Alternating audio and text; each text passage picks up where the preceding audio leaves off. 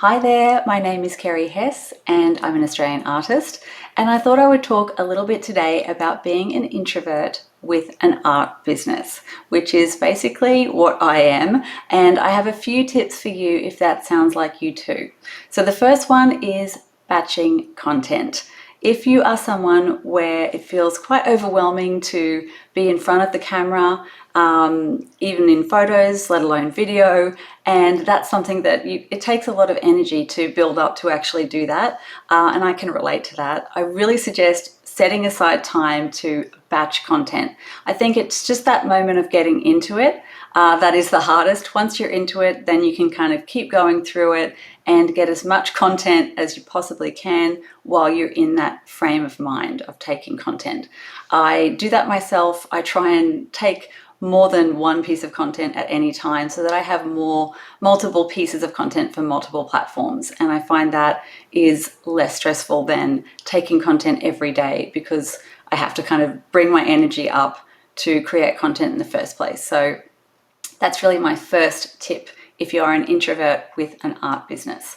My second tip is creating blog posts and newsletters. So really focusing on writing if being in front of a camera is something you find stressful. If you need to market your business, which we all do, then I really think that writing is something that you can do without having to put yourself out there in video format or even in photos.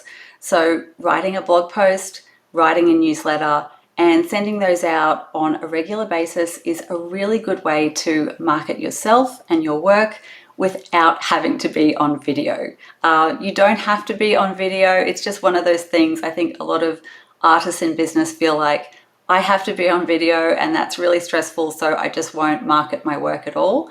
But you absolutely should just find avenues of marketing that work for you and your personality. And my last tip is really just practice.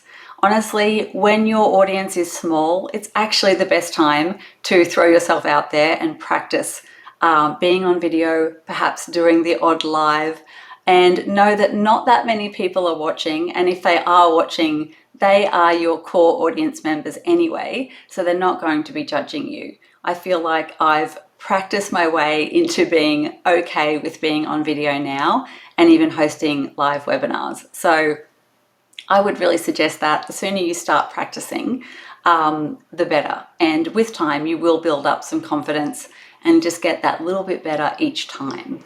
So I hope those tips have helped you if you are a fellow introvert in business, perhaps running an art business like me.